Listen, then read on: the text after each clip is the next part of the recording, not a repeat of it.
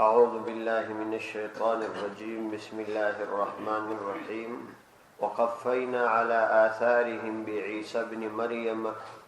مصدقا لما بين يديه من التوراة وآتيناه الإنجيل فيه هدى ونور ومصدقا لما بين يديه من التوراة وهدى وموعظة للمتقين. سورة مائدة آيات نمبر 6. وقفینا او موږ وروسته راولېږي على آثارهم د هغوی پر نقش قدم باندې بعیسی ابن مریم عیسی ابن مریم علیه السلام مصدقا په داسې حال کې چې تصدیق کوونکی و لما هغه څه لره بین یدیه چې د ده په وړاندې وه من التورات تورات وآتیناه او موږ ورکړي هغه لره الانجیل انجیل فيه فدي انجیل کی هدن هدایت و نور رناوه ومصدقا لما بين يديه او تصدیق کوونکی و دا انجیل هغه څه لره چې د ده په مخ کې دي من التورات تورات وهدى وموعظه او دغه انجیل هدایت و موعظه او نصیحت للمتقین د پاره د متقیان. په دې آیاتونو کې دوهمه ډله بیانوي د اهلی کتابو چې نصارا دي. مخکې خطاب په اهلی کتابو کې یهودانو ته او دا وروسته خطاب بیا په اهلی کتابو کې نصاراو ته دي. هغوی ته الله تعالی فرمایي چې موږ تاسو ته کتاب درکړي انجیل مو درکړي او تاسو د هغه نه مخ واړوئ. وقفینا على آثارهم بعیسی ابن مریم مصدقا لما بین یدیه من التوراة وقفینا او موږ وروسته راولېږي على آثارهم داغوی په نقش قدم باندې بعیسی ابن مریم عیسی ابن مریم علیه السلام یعنی د موسی علیه السلام وروسته مو د هغه پر ترتیب باندې د معجزو او دلائلو او د کتاب سره راواستوي چې تاسو ته حق وشي. قفینا دا د قفا څخه اخیسته سوي دي. قفا په لغت کې دا څټ ته وایي، په عربي کې څټ ته هم څټ ځکه وایي چې بل کس دغه د شاده خوا په پسې نو یو په بل باندې سترګې پر څټ سره لګېږي. نو وقفینا على آثارهم بعیسی ابن مریم موږ د هغوی پر نقش قدم باندې عیسی ابن مریم علیه السلام راولېږي. د عیسی ابن مریم څو کاره کول مصدقا لما بین یدیه دا عیسی ابن مریم علیه السلام تصدیق کوونکی و لما هغه څه لره بین یدیه چې د ده په مخ کې وه من التورات چې توراتو یعنی د تورات تصدیق یې کاو. ځکه د لوازماتو د رسالت څخه دي دا چې هر رسول راسي د مخکني رسول تایید وکړي. دا د رسالت د لوازماتو څخه دي. وآتیناه الانجیل فیه هدى ونور وآتیناه او موږ ورکړي هغه لره الانجیل انجیل او دغه عیسی علیه السلام ته مو مستقل کتاب انجیل ورکړي فیه هدى ونور چې په دغه انجیل کې هدن هدایت د عقاید صحیحه یادونه ونور او رڼا و د اعمال صحیحه د پاره رهنمایي و ومصدقا لما بین یدی من التوراة او دغه انجیل تصدیق کوونکی و لما هغه څه لره بین یدی د ده په مخ کې و من التورات تورات د تورات تصدیق یې کاوه ځکه چې دا د لوازماتو څخه د کتاب الهي ده. الهي کتاب به بیا د مخکني الهي کتاب تایید کی لکه رسول چې د مخکني رسول تایید کی الهي کتاب به بیا د الهي کتاب تایید کی. وهدن او دغه انجیل چې موږ ورکړي دی کې دا صفت و چې دا هدایت و وموعظه او نصیحت و للمتقین متقیان الله یعنی عمومی استفاده د الله تعالی د احکامو څخه هغه څوک کوي چې متقیان وموعظه للمتقین هدایت او موعظه او نصیحت و متقیان الله. مفسرین لیکلي دي چې الله تعالی خپل کتاب او انبیاء علیهم السلام شرالېږلي دي د دې څخه عمومی نفع تمام انسانانو ته رسیږي. ځکه هغه حدیث کې چې راځي امام ترمذی رحمت الله علیه روایت کړی دی جلد ثانی کې چې در څو پر دې مځکه باندې یو الله والا فاتوي نو د امزکه باندې الله تعالی قیامت نه قائموي، ځکه چې قیامت یوازې پر بدو خلکو قائمیږي. نو که یو صالح کس پاتې وي نو هم الله تعالی قیامت نه قائموي. او ډیر ځله الله تعالی پر ځینو ډیرو بدو خلکو باندې د صالحانو خلکو په وجه باندې عذاب نه راوړي. دا قرآنی آیات دي چې الله تعالی فرمایي چې موږ هغه قوم ته عذاب نه ورکوو چې په هغه قوم کې پیغمبر یې. نو که تاسو ډېرې واقعات اورېدلي دي چې پیغمبر به کله وو نو پر قوم به عذاب راتلی، نو پیغمبر ته به دا امر وسو چې ته ووځه. کله چې به پیغمبر ځینې ووتی نو پر قوم به عذاب راتلی. نو تر څو چې پیغمبر په کم قوم کې وي عذاب نه ور باندې. د مدینه منورې په ارتباط باندې هم د اکثرو مفسرینو رایه دا ده چې پر مدینه باندې چې عذاب ودا ناراضي یو وجه دا چې پیغمبر علیه الصلاۃ والسلام هلته موجود دي. یعنی زموږ د عقیده ده چې پیغمبر علیه السلام په خپل قبر کې حیات دي او حیات یې برزخی حیات دي. نو هلته ځکه نه دجال ورځي او نه هلته زلزلې کیږي او نه نور عذابونه اسماني عذابونه راځي. او هغه قوم ته الله تعالی عذاب نور کی چې پاغوي کې استغفار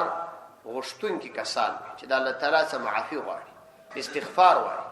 نو هر کله چې وای په کوم علاقه کې صالح کسان وي او هغه د خپل رب استغفار غواړي نو دا غوي په برکت باندې پر دې بدن هم عذاب ناراض. ډیر ځایو کې د دې نمونې ښکار شوی دي چې علاقه کې ډیر زیات بد خلک خوش خلک هم هلته اوسېږي. الله تعالی دې بدن ته د دیني خلکو په واجب باندې سزا نه ورکړي. هغه د دغه په برکت باندې د عذاب جنې معطل وي بند. نو کله چې د الله تعالی دین عمومي فائدہ رسی، بدانو ته هم فائدہ رسی، نیکانو ته هم فائدہ رسی، خو خاص استفاده به هغه خلک کولای شي چې هغه د الله تعالی د دین پابندي وکړي. نو د قران حدیث او دین څخه وای عمومي هدایت او نصيحت هغه چاته کیږي چې هغه کې تقوا وي، یعنی رجوع ورته وکړي. چې رجوع ورته ونی کې نو هغه ته دومره ډیره نفع نه رسیږي. نو دلته الله تعالی فرمایي چې وهدى وموعظه للمتقين، دا هدایت او نصیحت دی د متقیانو لپاره. متقی هغه چاته ویل کیږي چې د هغه ټول کارونو څخه چې د الله تعالی د پیغمبر مخالفت پکښ راځي دا غته ځان وساتي. وليحكم اهل الانجيل بما انزل الله فيه ومن لم يحكم بما انزل الله فاولئك هم الفاسقون. وليحكم او فیصله دی وکړي اهل الانجیل د انجیل خاوندان بما فاغ انزل الله فيه چرا نازل کړي دی الله عز وجل فيه فدغ انجیل کې. ومن لم يحكم بما انزل الله فاولئك هم الفاسقون. ومن هغه څوک لم يحكم بما انزل الله فیصله ونکړل بما فاغ انزل الله چې الله عز وجل را نازل کړي دي فاولئک هم الفاسقون. اولئک دغه خلق هم دوی الفاسقون فاسقان دي. وليحكم نو اوس اهل کتاب ته د دوی په زمانه کې دا امر و نصاراو ته چې دوی خپل تر مابین فیصله په هغه احکامات او هغه اصول باندې کوي چې الله سبحانه و تعالی هغه ته په انجیل کې را نازل کړي. مطلب دا نه دی چې دوی به اوس په دې باندې فیصله کوي. وليحكم نو چې کله موږ دوی ته انجیل ورکړي و دې نصاراو ته نو دا محمد ورته چې وليحكم اهل الانجيل اهل انجیل دې فیصله کوي بما فاغ انزل الله چې را نازل کړي دی الله عز وجل کوم احکامات او قوانین او اصول فيه فدا انجیل کې. ومن لم يحكم او دا هم واوري اي نصارا او څوک چې فیصله ونه کړي بما فاغ انزل الله تعالی عز وجل را نازل کړي دي فاولئک هم الفاسقون. نو دا خلق دوی هم دوی الفاسقون فاسقان. یعنی ځکه انجیل د رسالت محمدیه صلی الله علیه وسلم خبر ورکوي نو کبیل فرض دی د انجیل د حکم مطابق د پیغمبر علی السلام د رسالت انکار وکړي نو دا د انجیل په احکام او فیصله نه ده، نو دا فسق دی. نو اوس دلته الله عز وجل هغه خلق چې د انجیل په احکام او فیصله نه کړي نو هغه فاسقان او چې د الله تعالی په حکم فیصله ونه کې ظالمان دي، چې د الله تعالی په حکم فیصله ونه کې کافران دي. یعنی دغه کس چې د الله تعالی په فیصله باندې په قانون باندې قضا او فیصله نه کوي دا د دې درو حال خالی نه دي یا به عقیده نه ورته لري نو په دې صورت کې کافر دی او یا به عقیده ورته لري خو د الله تعالی احکامات باندې په فیصله نه کوي او چندانې باک به هم نه پکې نو دا ظالم او کبیره ګناه او یا دا چې د الله تعالی په حکم فیصله نه کوي د ځان لپاره ګناه بولي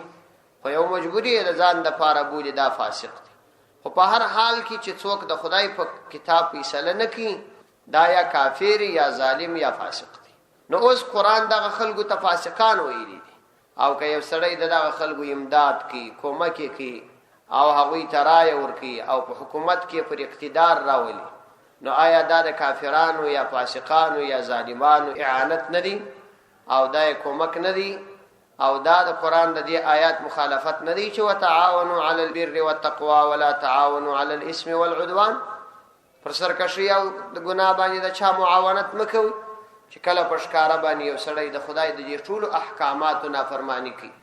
او بیا یو څوک و دغه سي باطل ادارې ته او د فسق او د فساد او د فحشا او د کفر ډکه ادارې ته بدوي نو بیا هغه کس ته دا خبره کول چې دا سخدری زدي یا افراطی دي نو دا خبره به بیا څنګه دا خو د قران خبره ده دا اوس چې دی دغه د معتدل اسلام خبره کوي دا د غرب څخه متاثره مسلمانان او یا د غربیانو ترجمانان نو دا خو یا مؤمنان نه دي که مؤمنان نه نو بیا په ظاهر مؤمنان نه کني په حقیقت کې منافقان معتدل اسلام معنا منافقت د معتدل اسلام بل هیڅ معنا نشته معتدل اسلام منافقت یعنی منافق کېږي چې د کافرانو سره یو ځای شي د کافرانو رقم او که د مسلمانانو سره یو ځای شي د مسلمانانو رقم دا منافقت وای اختصوي دي د نفقات دا موږي ته وای مرجه هم چې غار جوړي دوی خلی ورکی چې ته یو خلی ته ورچه دا برابر درڅوته دا د منافق عادت دی چې منافق همیشه داسي چې د کافرانو غلبه راشي دردلوي خبيث به بیان وي کله مسلمانانو غلبه را بیا به دردلوي دیندار نه حالانکه مؤمن دی هغه هر وخت کې مؤمن دی که نظام وی کني وي ځکه د خدای سره تعلق په نظامونو پورې اړه نه لري هغه د الله تعالی د بیر سره د الله تعالی پر ذات د اعتقاد سره اړه نو اوس دغه یو فکر په خلکو کې پیدا دی چې د عوام خلکو ذهن په دا ګرځېدلې دي کچیر زین علماء کرامو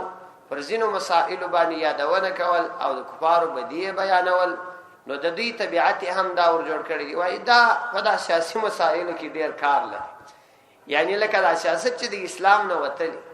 الان کې پیغمبر علیه الصلاۃ والسلام الله تعالی دنیا ته په هر لحاظ باندې هم پاچام پیغمبر را لېږلی هم استاد هم د ټول دنیا حکومت او خلافت کاوه او هم نبوت وو دغه نظامونه دا ټول هغه جوړ کړی دي دا نن چې خلک د کوم نظامو پابندي کوي دغه نظامو ترتیبونه هغه جوړ کړی دي دا چې دوی تغییر په ترتیب کې راوستل دی هغه به جلا خبره نو الله تعالی د خلکو تفاسقان وایي مولانا رحمت الله کرانوی رحمت الله علیه یو ډیر لوی سړی تیر شوی او د عیسویانو او پادریانو سره ډیره زیاتې مناظره کړي د وسخه تقریبا یو نیم سل کال یا یو سل شپېته کال په خوا او یا یو سلاویا کال په خوا تیر شوی ډیر لوی سړی نو د دوای داسې علمیت وو او د يهودو او نصاراو په ټولو کتابونو باندې پر علم درلود دوی تقریبا 3 نسخې د انجیل 3 نسخې لري یو د متا نسخه ده یو د یوحنا نسخه ده یو بل نسخه ده دا 3 نسخې د انجیل ته منسوبې دي نو د 3 سره مکمل یاد کړي ډیر قابل سړی نو د دې سره به مناظره کولې په هغه وخت کې خدا تیرو سلسله نه و نو په دا شپې کې به سفرونه نو ترکیه او دغه ملکو ته ورتلی د ایتالیه تلته به مناظره کول نو دته یو نصرانی دا وویل چې تاسو په کتاب کې زدا سي درشم چې الله تعالی نصارا او ته دا وایي چې تاسو په انجیل فیصله وکړي نو اورته راويشه ول دغه آیات دي چې وليحكم اهل الانجيل بما انزل الله فيه چې فیصله دی وي کې اهل انجیل بما فاغ انزل الله فيه چې الله تعالی په دې انجیل کې را نازل کړي ولدا خو یې شپې فیصله ورته کړې دا زوم د سره منم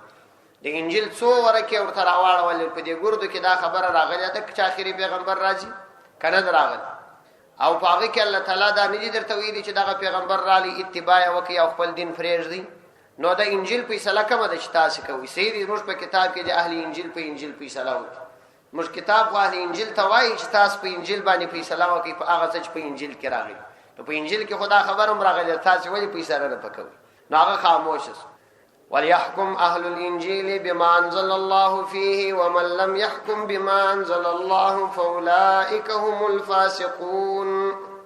وأنزلنا إليك الكتاب بالحق مصدقا لما بين يديه من الكتاب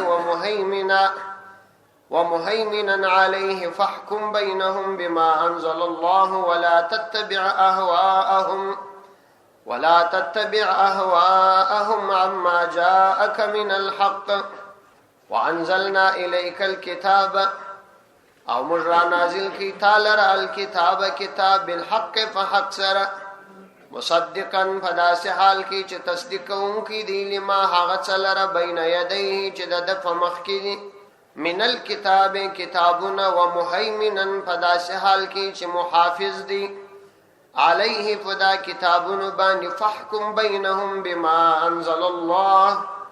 نو فیصله وکړه بینهم د دې تر ما بین بما فاغ انزل الله چې الله عز وجل را نازل کړی دی ولا تتبع اهواءهم او فیروی مکه ود دې د خواهشات عما د هغه څخه جاءک چراغلی دی تعالی من الحق حق دا دریم خطاب و مسلمانانو ته دی چې الله عز وجل د تورات ورسته انجیل نازل کی د انجیل ورسته بیا قران نازل کی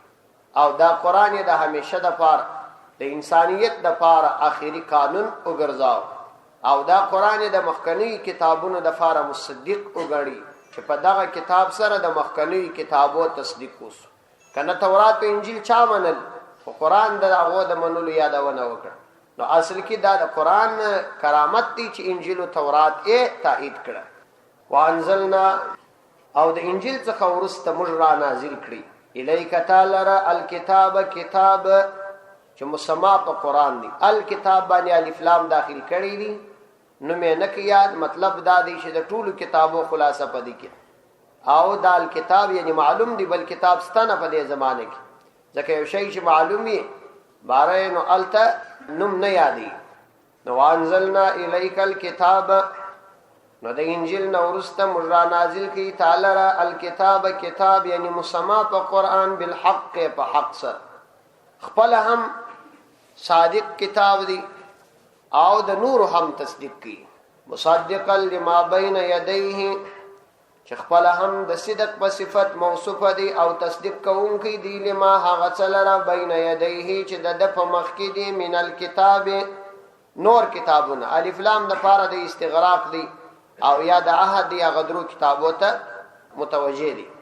وتصدیق کوونکی دی لما هغه څلره بین یدیه چې د په مخ کې من الكتاب کتابونه و چې د الله تعالی د طرفه را نازل شوی دی دا خبره تصدیق کوي چې هغه د الله تعالی د طرفه منزل چې تورات او انجیل او زبور و مهیمنا علیه او دغه قران کریم محافظ دی علیه پر دغه کتابو باندې یعنی دغه کتاب پر هغه محافظ دی چون کې دا کتاب چې په قران کریم باندې مسما دی تر قیامت پورې محفوظ او معمول به دی په دې به د امت عمل کوي او په دې کې د نور آسمانی کتابونو تصدیق هم موجود دي نو په هم دی وجه و مهیمنا محافظ دی حفاظت کی د همیشه د پاره علیه د دې کتابونو ځکه په قران کریم کې همیشه د تورات او انجیل زبور یادونه کیږي ذکر یې کیږي چې دا د الله تعالی د طرفه را نازل شوی دي نو په دې خاطر محافظ دی یعنی در قیامت پورې به خلک دا عقیده لري چې دا د الله تعالی د طرفه منزل کتابونه دي ها ورسته دوی تغییر او تبديل پکښ راوستل نو فحکم فیصله وکړه ای پیغمبر علیه السلام بینهم د دوی تر ما بین بما انزل الله بما انزل الله چې الله عز وجل را نازل کړي یعنی چې کله دوی ته مسله پیش کړي نو د دوی تر ما بین د الله تعالی د کتاب مطابق فیصله وکړه ولا تتبع اهواءهم او د دوی پیروي مکه او اهواءهم د دین خواهشاتو عما د هغه څه په مقابله کې جاءک چراغلی دی تعالی من الحق حق یعنی لکه تر اوسه چې د دوی پیروي نه د کړي آیندم د دوی پیروي مکو ولو کدا خبر استاد څخه ایره ممکنه ده چې ته د دوی پیروي وکې او فقط ستاده پاره د نیت کول موجب اجر او ثواب دی د نیت خو لره ولو ک الله تعالی ته د دې څخه محفوظ ساتي ځکه ته پیغمبر یې د دې اتباع هیڅ کله نه کوي خو فقط د نیت له هم د ثواب کار نو ولا تتبع تابعداري مکوا اهواهم د دې د باطل خواهشات او عما د هغه څه په مقابله کې جاءک چراغلی دی تعالی من الحق حق لکه تر اوسه پرې چې د دوی تابعداري نه کړي نو د دې خدا غشتنه و چې ته د دوی د مخترع قوانینو مطابق فیصله وکړه ځکه د دوی ستاسو دا غشتنه و چې ته باید د دوی د ځان څخه جوړه سوي چې کومه طریقه د قتل دوی را ایستلې و د دیت او د قصاص ده او یا د زنا د پاره کوم حکم جوړ کړي ولکه مخکنیو آیاتونو کې چې تیر سو دوی ستاسو دا غشتنه کوي لکه تاج په خوا کلک انکار کړي نو آیندم کلک انکار کوا لكل جعلنا منكم شرعه ومنهاجا لكل هر یو لرا جعلنا مشغرزولی منكم استاسو څخه شرعه شریعت ومنهاجا او تغلارا ولو شاء الله كثير الله تعالی غشتي وای لجعلكم امه واحده نو خامخابه ګرځولې وای تاسو امه واحده یو امت ولكن ليبلوكم فيما آتاكم فاستبقوا الخيرات ولكن دون خبر د ليبلوكم د دې د پاره چې تاسو په امتحان کې واچوي فيما په هغه څه کې آتاكم چې تاسو ته درکړي دي فاستبقوا الخيرات نو بس سبقت کوي وړاندې توپ کوي الخيرات د نیکو کارو طرف ته الى الله مرجعكم يوازد الله طرف ته تاسو تلل جميعا د ټولو فينبئكم بما كنتم فيه تختلفون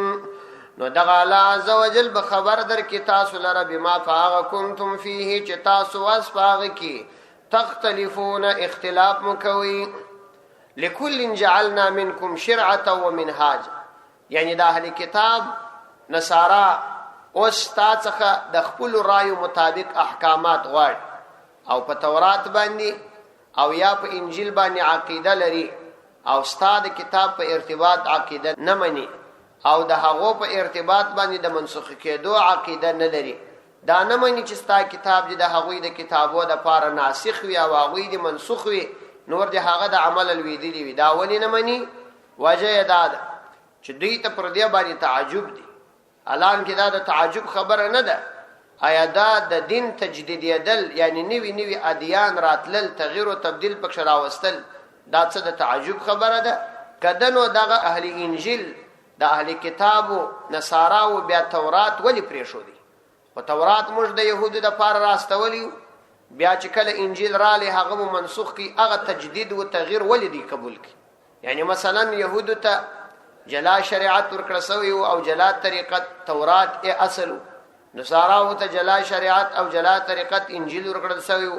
نو که مسلمانان شيري په نوي شریعت چې قران کریم دی په دې عمل وکي نو د دې په حق کې دل کې بیا څه تاوان دي چې د مخکنی کتابونو په حق کې دل کې تاوان نو او په دې کې بیا تاوان نو اخر خو الله تعالی فرمایي چې لكل جعلنا منكم شرعه ومنهاجا هر یو لرستاسو څخه ولكل هر یو لر جعلنا مشغرزولین منكم استاسو څخه چې مخ کې و شرعه ومنهاجا یو شریعت ومنهاجا او تغلار یعنی د دې قران نمخ کې تاسو ار یو لر مش جلا یو منهاج او یو شریعت درکړي د قران ورسته هغه منسوخ سو ولو شاء الله کله تعالی غشتي وای لجعلکم امه واحده کله تعالی غشتي وای نو تاسو به یو امت ګرځولي وای یعنی تاسو ته به نوی شریعتونه نه درکولای چې تاسو دغه په وجه توحش پیدا کوي او وحشان سوي یاست لجعلکم خامخاب ګرځولي وای تاسو امه واحده یو امت به ګرځولي لیکن ولی ونه ګرځول الله تعالی فرمایي چې همیشه د انسانانو مزاج او طبيعت دادي چې هغه د نیوي شان په باره کې توحش او وحشت او تنفر پیدا کی نو موږ د دوی د تبائع د امتحان د پاره په شرائعو کې تغیرات راوست یو واری متورات بیا انجیل او بیا قرآن کریم راو د پاره د دې چې کوم شی د انسان د طبيعت خلاف وي او د عقل او د صحیح فکر موافق وي نو التعقل انسان طبيعت پریږدي او د عقل مطابق دي د دې مثال داسې دی لکه یو سړی چې مریض وي نو دا مریض سړی ته چې کله ته ترخه دوا ورکې او ډاکټر هغه ته دوا ور فرمایي چې دا دوا خوره هغه دوا ترخی نو د طبيعت خو نه خوشي چې دا اخري لیکن عقل دا ورته وایي چې په خړولې کې استا صحت دي چې دا دوا اخري ته جوړېږي یا ډاکټر د توایي چې مستا اپریشن کو به له هغه ستا علاج نه کیږي نو طبيعت خدا نه خوشي لیکن عقل او سلیم فکر دا ورته وایي چې ستا علاج پدې کیږي ولو کده طبيعت خلاف نو الله عزوجل دغه تجدیدات ذکر اوستل پر مختلفو قومونو باندې ترڅو چې د تبائع خلاف د عقل او د سالم فکر اطاعت راشي نو الله تعالی فرمایي موږ کچيري غشتي وای تاسو به یو امت ګرځولي وای لیکن دا مو نه کړه ولکن ليبلوکم فيما اتاکم دا د دې لپاره ولکن دون خبره ده ليبلوکم چې تاسو امتحان کړی د الله عزوجل فيما په هغه دین کې اتاکم چې تاسو ته درکړی دي یعنی اوس چې تاسو ته کوم شریعت راغلی دي نو دا شریعت جدید شریعت محمدی دی د دې حکمت هم دادی نو تعصب پرېږ دی فاستبقوا الخيرات بس نو تعصب پرېږ دی او وړاندې سي مخکتوب وکي الخيرات د خیر کارونو ته په اعمال او عقاید کې یو د بل څخه پرمختګ وکي نیکو اعمال ته کوشش وکي الى الله مرجعكم يواز الله عز وجل رستاسو ګرځي دل جميعا د ټولو فینبئکم بما کنتم فیه تختلفون نو بیا به خبر درکړي الله عزوجل بما فاغ کنتم فیه تختلفون چې تاسو پاغه کې اختلاف کوي په دنیا کې سره د وضاحت چې هغه حق او واضح او تاسو بیا په کې اختلاف کوي صدق الله